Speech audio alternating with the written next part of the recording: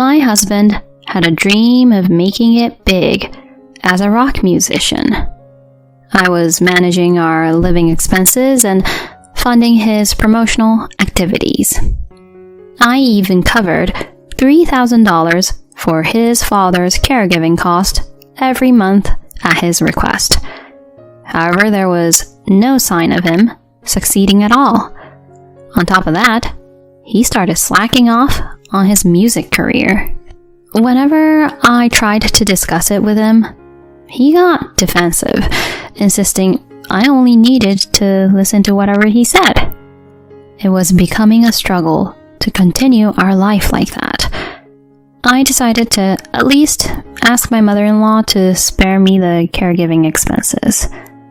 Oh, but my husband passed away 10 years ago. Right after hearing that, my husband's diabolical betrayal became evident. I'm Sadie, 37 years old. I work for an event company, handling various types of clients. 2 years ago, I married Keith, who is 10 years younger than me. My friends were quite concerned when I told them the big news. I understand why, given the age difference. Still, I was adamant to marry him. We're currently living in an apartment together. Unfortunately, we still don't have any children. While we were dating, we never had any big fights. We got along so well. So, initially, I thought our married life would work out just fine. I was in for a rude awakening. Keith was an indie rock band member, mostly performing at local live houses and regional music festivals. He was working hard to become famous through his music. Since he couldn't make a living solely from the band, he juggled multiple part-time jobs. We met when I helped out at one of his shows. His dedication to music was so inspiring that I felt compelled to back him up. I anticipated we might not have much in common due to the age difference, so I intended to interact with him in a more businesslike manner. Yet, while managing his band, he started making direct advances towards me. At first, I thought he was just teasing me, but he was actually serious and poured his feelings into me. Sadie, you know I like you a lot. Why don't you give me a chance?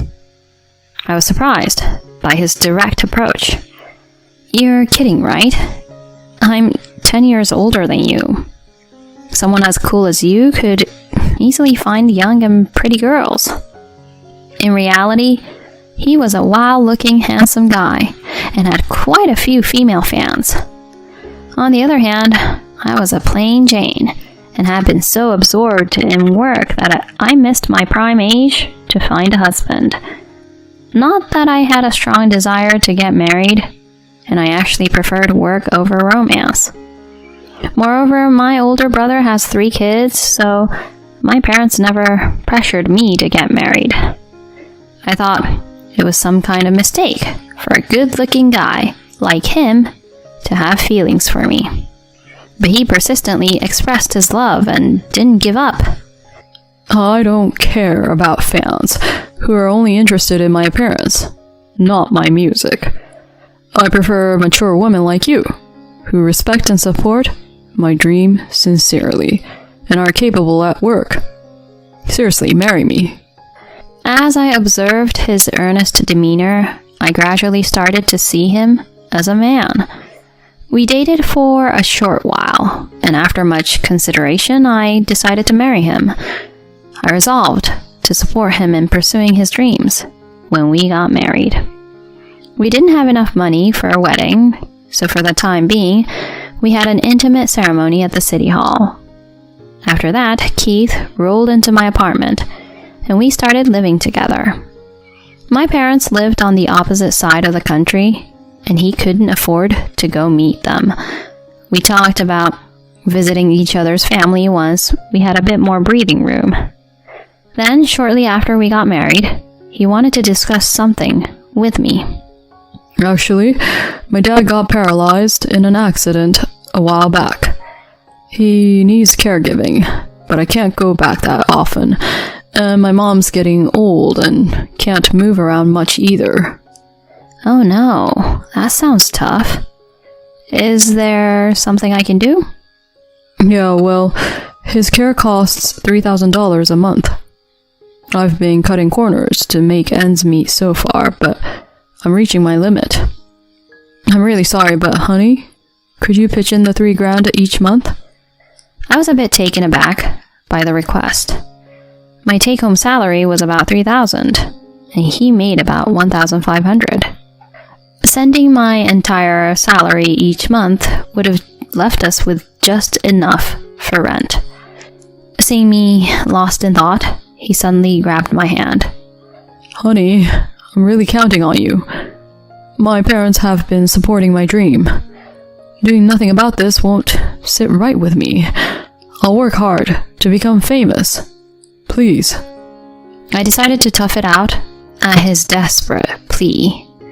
All right, but if it comes out of my income, we won't be able to sustain ourselves. So for now, I'll use my savings. You've got to pay it back sometime, though. Thanks, love. I'll definitely pay it back. Heck, if I make it big, I'll spoil you rotten. Just to be safe, I made him sign a promissory note. Even though we were married, I thought it would have been better to handle those things properly. Paying $3,000 a month hurt, but I tried to think it was for a good cause. I just hoped his band would become famous soon.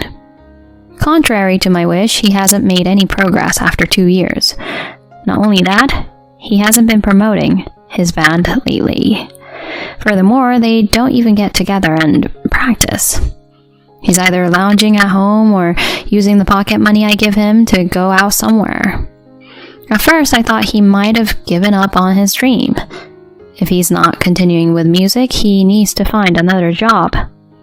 When I asked him if he had given up, he insisted he was still pursuing his music career. Despite his words, there's no sign of him restarting band activities at all. One day I got fed up and complained to him. Hey, can't you just get back into playing shows already? Or at least try some part-time jobs, even short-term? It could be a fresh breath of air, you know? Yeah, maybe. When I'm in the mood. You said that last time, but you've been just chilling without working. If you keep going like this, we're going to be in serious trouble. Just earn a little something, for God's sake. His nonchalance ticked me off, and I unintentionally responded in a harsher tone. He glared at me, and then got defensive. Shut up. Don't you complain about men's work. I'm just taking a break 'cause I'm in a slump. I'll get back to it when time passes. I was stunned by his sudden burst of anger. He had never been nasty to me since we got married. Anyway, his not working is seriously messing our finances up. My savings are getting low because of the monthly caregiving expense for my father-in-law. Our life will seriously fall apart soon. I did discuss reducing the amount I send with him, but... Cut down the amount? That'll make my dad suffer and make life harder for my mom. Are you planning to abandon my parents? It's not like that at all, but we're barely afloat. We can't sustain our life on just my income. Figuring that out is your job as my wife. Reducing the amount is absolutely out of the question. If there's not enough money, you go get a part-time job or something. He furiously stormed back to his room after that. I was at a loss about how to deal with his absurd demands. His troublesome behavior doesn't end there. Lately, he says he's going out with friends and comes back pretty late. It's not uncommon for him to return in the dead of night or sometimes not even contact me and just come back in the morning. When he returns home, he reeks of alcohol and perfume. When I ask him where he's been, he says he's been out playing around and drinking at bars. Okay, if it's just him drinking too much, I can understand the alcohol smell. But what's with the strong scent of perfume? I ask him to at least let me know where he's going, but he just won't listen. Don't complain about my hangouts with my buddies. I just happened to get that perfume smell at the bar. Don't go jumping to conclusions. He got upset when I mentioned the perfume.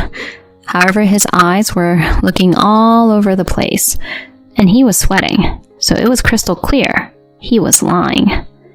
He used to be sweet when we first got married, but now there's not a trace of it left. In fact, I feel like he's treating me more like a cash cow than anything else. Divorce crosses my mind, but there's also the matter of the caregiving fees I've paid so far. I still have the promissory note, but will I get it back after the divorce? I have no choice but to consult with my in-laws, so while he's away, I've decided to call him. When I cleaned his room, I found a notebook with phone numbers written on it. It was old school, which is why it made a strong impression on me. While he's out, I go into his room and dial the number written in the notebook. Then, a woman's voice answers. Hello, who is this? Oh, hi, this is Sadie. You don't know me. Is this Miss Florence, Keith's mother? Yes. I explained to her that I'm his wife. She sounds really surprised since she hasn't received any news from him. I never thought he could get married. He's lazy and always talks about becoming a rock star. I'm really sorry for the delayed update. He was earnest in pursuing me. And well, I'm quite a bit older than him. I feel kind of guilty, so I blurted that out like an excuse. Then I bring out the issue of caregiving expenses. He asked me to pay $3,000 each month for his father's care. But because he's not working, my savings are about to run out. Is it okay to reduce the amount? When I nervously ask her, she becomes dead silent on the other end. And then, before I sense something bad, she drops a bombshell on me. My husband, he passed away 10 years ago. Anyway, Keith has been estranged from the family for years, and we haven't been in touch. What? His father is gone? And he's been estranged? I'm sorry, could you please explain a bit more? After talking with her, I discover one shocking truth after another. I've been deceived by him all this time. I'm trembling with rage. All the effort I put into supporting his dream has been for nothing. I will not let him get away with this. I'll make sure he pays for what he's done. A few days after the call with my mother-in-law, Keith was out late again. Normally I'd be worried about where he'd been, but now I honestly feel relieved because I'm not interrupted in my preparations. When he returns, just as I finish my task, he widens his eyes as he looks around the room. Then he starts yelling at me. Hey, what the heck are you doing? Don't touch my stuff without permission. I stare at him coldly. You need to get out of this apartment, and we're getting a divorce. You'll be hearing from my lawyer soon. What the heck? You can't just say that out of the blue. What the heck do you think you're doing? I know exactly what I'm doing. But do you? What have you done with the $3,000 I've been paying every month for your dad's care, which you lied about? He freezes at my question, so I tell him about contacting his mom. Without giving him a chance to say a word, I question him about his dad's passing and his estrangement due to repeated misdemeanors like shoplifting. His face turns pale and desperately tries to come up with excuses. No, it's not like that at all. I was buying band equipment. It was pricey, so I was hesitant to tell you. It's for work, so it's fine, right? I'm disgusted by his pathetic excuse at this point. Even if that is true, the fact remains that he lied and deceitfully took money from me each month. And especially because it was all built on lies, there's no way I could forgive him. I'm not up for vague excuses. You used the money I gave you on your affairs, right? I've got proof, and it's all been checked. His notebook listed a bunch of women's phone numbers. When I called them all up, 5 women confirmed they were involved romantically with him. They were all lied to about him being single. When I confront him about this, he turns red as a beet and becomes enraged. He even tries to attack me. At this moment, a sharp scream comes from the back room. Enough! And out pour a bunch of women. The color on his face goes from red to white in a second. They're all his mistresses, he deceived, and all gathered at my request. They looked like they were ready to unleash hell, especially since some of them were seriously considering marriage. They pounce on him, shouting, "You jerk!" and "You scumbag!" as they tower around the cowering Keith. The outnumbered women, fueled by anger, are like a force to be reckoned with. Amid this chaos, Keith's groveling, crying out, "Please stop. I messed up. I'm sorry." Once they have enough of him, each of them spits out, "I'll never forgive you," and "We're done," and storms out one by one. He's left in a sorry state, completely stunned. I lay it on even thicker and tell him straight up, "Just so you know, I'm demanding alimony for the infidelity, and you're paying back the total $70,000 I've paid in caregiving expenses. I've got the paperwork, so there's no running away." He suddenly looks at me and begs on his knees, "Please, honey, please don't divorce me. I'll pay back the money over time, and I'll change my ways and work seriously. Please, don't leave me." His pleas fall on deaf ears at this point. I feel nothing but annoyance. Are you kidding me? After lying and stealing money from me, you're saying this now? Using your deceased father as an excuse is despicable. Now I understand exactly why your mom disowned you. "Please don't say that. I'm really remorseful." It's too late for me to believe that now. I never want to see your face again. I'll contact you through my lawyer, so get the heck out of my apartment right now. If you don't leave, I'm calling the police. I kick him out right then and there. After that, I successfully divorced Keith and collected the money he deceitfully took from me in alimony through my lawyer. When I threatened to fight in court if he didn't pay, he quickly transferred the full amount into my account. It seems like he racked up some debts somewhere. Moreover, he scammed 2 out of the 5 women he had an affair with. They came after him too, but he couldn't afford any more debts. He turned to his estranged mother for help, begging for mercy. I heard that even though she disowned him, she didn't want him causing trouble for others, so she lent him to pay them back. In return, she sent him to work day and night on a deep-sea fishing boat owned by her relative until he paid off his debts. He's probably getting tossed around in rough waters and being worked rigorously right about now. On the other hand, I've got my money back, plus alimony, so I'm living a carefree single life. I'm hoping to meet someone sincere next time around.